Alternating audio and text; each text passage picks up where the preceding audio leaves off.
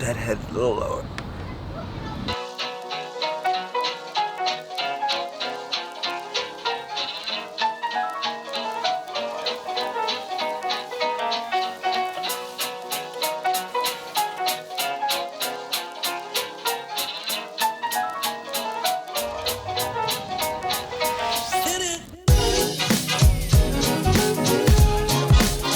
So I'm with Dave Parrish from ABC Barbecue.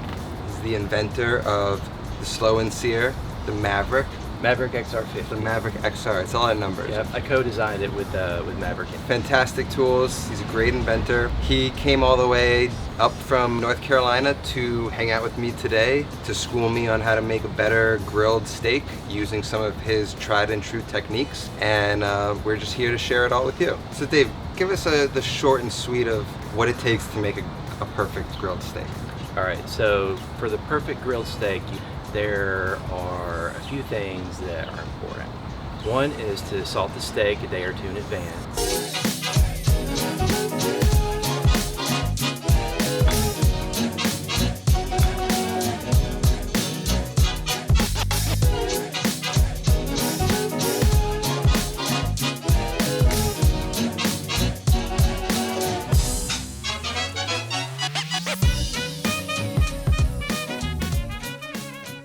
The second is to slowly cook the steak until it's very close to your desired temperature. And then once that happens, we're going to prepare the steak for the final sear.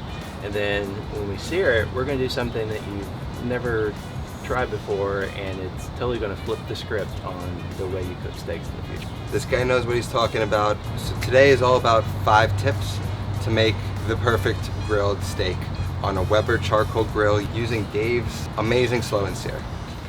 So let's see what we got going on here. We've got the slow and sear on this side, we've got the vent over here, and this is our indirect zone. There's about 20 fully lit charcoal briquettes in there, and we're running somewhere between 225 and 250. We're getting ready to put the steaks on, and we're going to measure the temperature with a digital probe until they hit 80 degrees, and then we're going to flip them. It's as easy as that. Easy as that.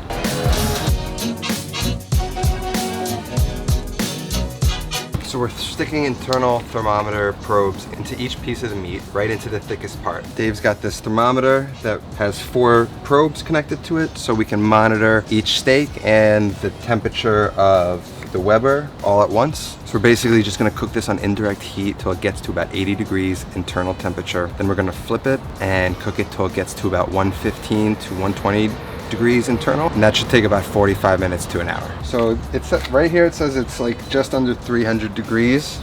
230, so 50 degrees off. That's probably why some of my barbecue came out well. I'm looking at it, it's hovering around 300 degrees, but in reality it's like sitting at like 230, 240. It's interesting. But like, what makes this bad? Why is it? Because the radiant heat, the heat source is right below it. Okay. And it's capturing all that heat as it convects over.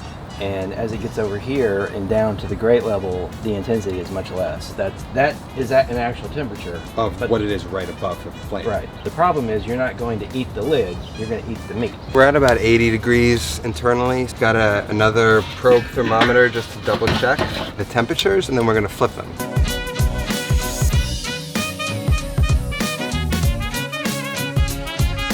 So the steaks are at 115. It's been just about an hour, so we're gonna take the steaks off now and get them ready to sear.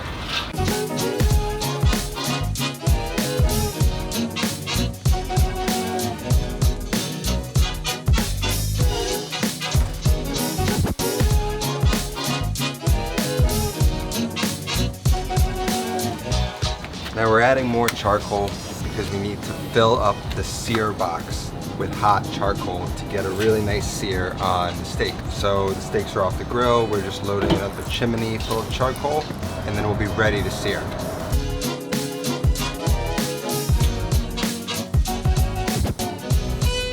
I'm trying to, Is everything cool? yeah. Really? Yeah. Yeah? Okay. Stop screwing me up. Okay, so we've got our slow and sear filled with super hot, white hot coals. Ooh. We've got our meats, patted dried oiled and heavily peppered. Dave's gonna show us now how to do something called the cold grate technique, which is essentially a method of removing the heating element of the grate out of the searing process. So we just want that radiant heat from the coals to brown our meat. We don't want the metal from the grill grates to aid in that process whatsoever.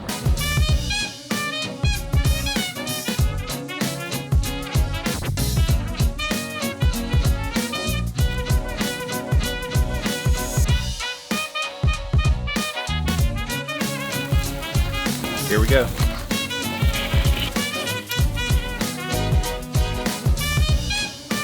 You can see, just in that first minute, we've already got some color going.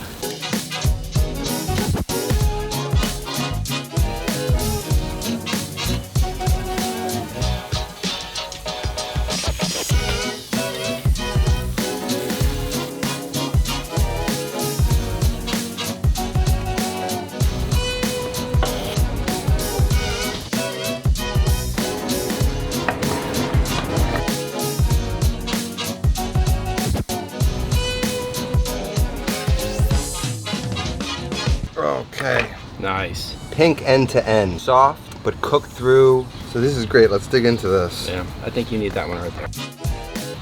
Oh, wow. So this is just like perfect restaurant style steakhouse quality steak. The meat is like, it's like filet mignon tenderness. And the flavor of ribeye and charcoal. So this is impressive. We didn't even salt it before the final sear, and you're not missing salt at all. In fact, the flavor is enhanced throughout the entire bite because the salt is all through it. That's really good. You gotta get yourself a slow and sear. I'm not just saying this. I'll leave links down below for it if you're interested. Get yourself some good thick 2-inch ribeyes, throw them on the Weber, and give this a shot. Slow and sear is the way to get a perfect thick steak done on a grill. Cheers, brother. Cheers, buddy. Try it again. Cheers, brother. Thanks for being here. Honor's all mine. What a guy.